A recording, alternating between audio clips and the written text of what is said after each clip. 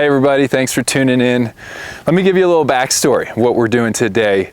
So I was recently doing a little research and I came across just a short paragraph that said that there were some caves in this region that had shown signs of almost continual occupation since the archaic times, which would be, I mean, dates kind of vary, but let's just say, 7,000 to 9,000 years ago. It was a really short description, but it mentioned that at some point in time, some archaeological studies had been done in this region. And so I took to Google and I started doing some Google searches to try to see if I could uncover some more about this. And I honestly couldn't. Not even another mention of this place. And so I don't know really the backstory behind it. I don't know if there's records collecting dust somewhere in some, university library that talks about this place, but I was super curious. And so I was like, well, let's go hike in and see what we can find. There's a storm moving into the high country tonight. Looks like clouds are starting to build. And it's ironic because I was in this area this past fall, not this exact location, but probably just a mile or two away, and I had zero idea about these caves. And that's one of the things that's so intriguing about the canyon country here in the Southwest is, oftentimes it's just a maze, and you can be relatively close to something but never see it. And that's why outlaws like Butch Cassidy use places like this to hide from the law. Super pretty cliff band that runs all along here. Check that out. Just a bunch of little holes in this sandstone. Now exactly how they form, beyond just simply erosion, I couldn't tell you. Ooh, here we go. Let's go look at that. So this is kind of interesting. Just outside of one of the caves, there's this big trough here. This was probably put in the last maybe 50, 60 years. Hard to say for sure. If you don't live in the West and you're confused, why there's like cattle and things like that out here, this is on public land, and certain public lands are leased to local ranchers. So here's the first real cave I've come to.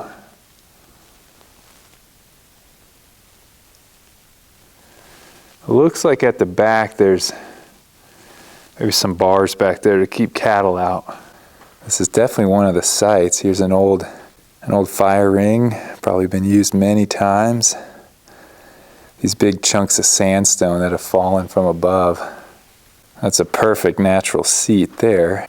Lots of pieces of burned bone. There's definitely a lot of meat roasting over a fire in this cave over the years. I wonder what time period these bones are from. So in the back of this cave, there's this big pool of water. There's a little seep coming out back here. Some rancher or cowboys have put in some piece of concrete here to try to maybe capture water. Clearly the cowboys liked these caves for the same reason the ancients did. There was water here. There's just a ton of cowboy graffiti here. Let's see, R.A. Dunn, maybe, 1898. I see a Noel Jackson. I think that says 25, so maybe 1925. This is the oldest I've found so far. I think it's JCS 1890, as best as I can tell. Looks like an M.R. Walker, January 14th, 1900. This guy had a little more flair for the dramatic. Leo Christensen, 1935. It's just wild sitting here thinking about how many thousands of years of human history have passed here in this cave.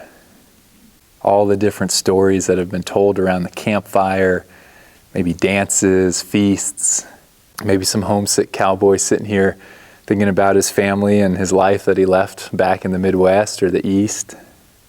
It looks like there's more up here. Let's go check it out. Bunch of names again. I can't really make out any dates.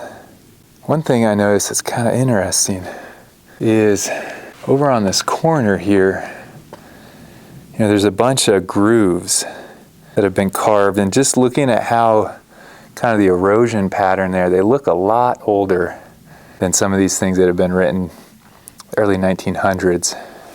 They could be sharpening grooves where the ancients would have sharpened their stone tools. If you're wondering what all these black streaks are, that's guano, which is basically a nice term for bat poop. Looks like they're coming out of that crack up there. Here's probably my favorite right here. November 1928. Snowing like hell. That was really cool. There's still a lot more of the cliff band to work though, so let's keep walking and see what we can find.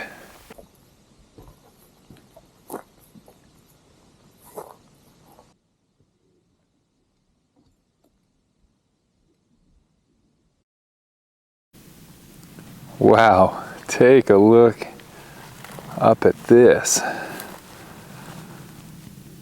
Yeah, those are definitely some caves. I mean, there's just, this wall is just covered in various types of rock art. So, I mean, we've got Cristobal Garcia, December 1945 from New Mexico. Then right below it are some much older petroglyphs. You can see that, to me, this one right here looks like probably a bison, like an American buffalo.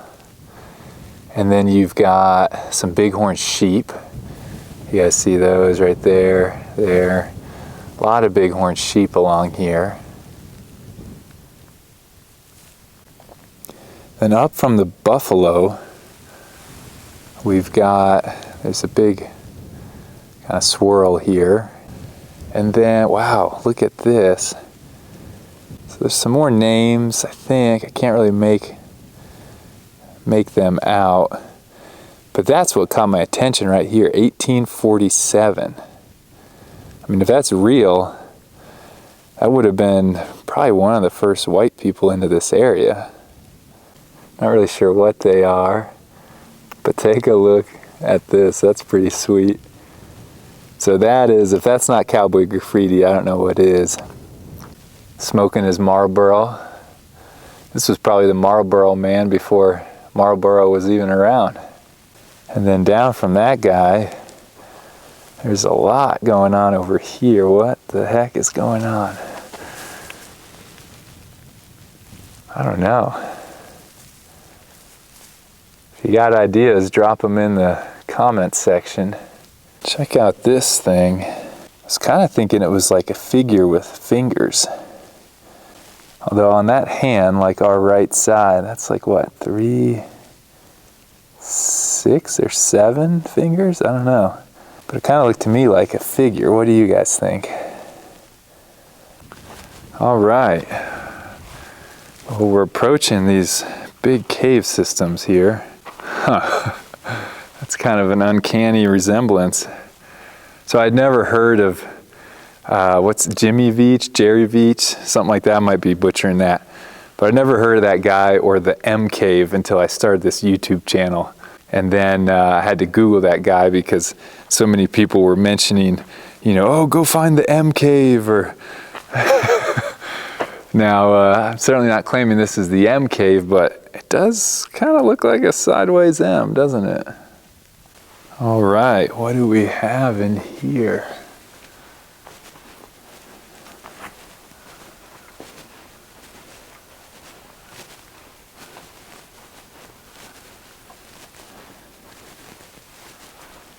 Wow. Talk about an echo. I don't know if you guys can hear that. Check out the roof of this thing.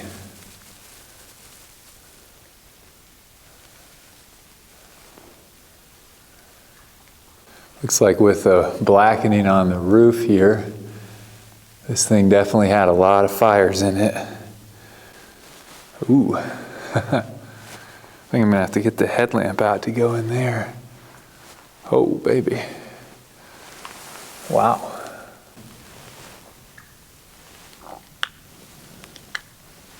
Oh, wow. Yeah, there's water dripping. Take a look. I don't know, let's see if the camera, there's a little droplet of water. Boop, you saw that? Wow, no wonder why people have lived in this place for millennia. I don't know if you guys can hear it dripping.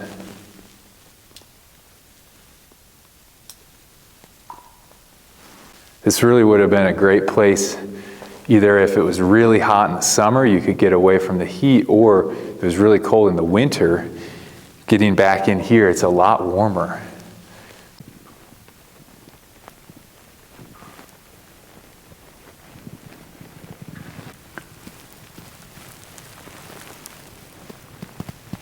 I found this handprint. You see that? Literally in the back of the cave. I mean, this is as far back as it goes.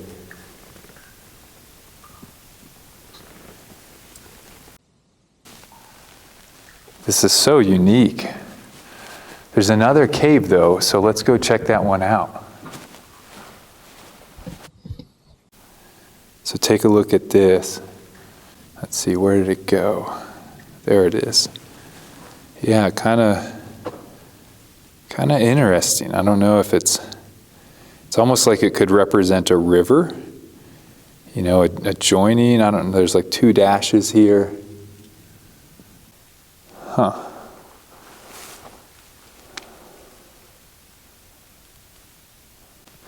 So the first one is just around that corner. And then here is the second one. And actually, now that I look closer at it, it doesn't go back as far as I thought it did. But let's still go check it out.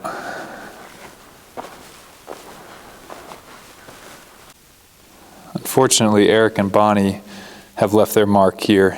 With 7 billion people in the world today, we don't need to be leaving our marks on rocks. Don't be like Eric and Bonnie, or Chris and Michelle. Definitely still cool, but not like that other one. That one was pretty special. There's a drip in this one as well, so there's a little water trickling out. Wow, this blew my expectations out of the water. I mean, it was like, the second cave in particular was just amazing. I mean, it's clear people have been living here and using these caves for millennia. I'd be really curious to learn more, you know, from like a archaeological perspective, what was found in this place, if indeed it was excavated or studied at some point in time.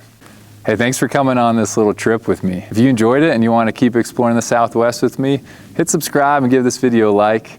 I'll see you guys next time.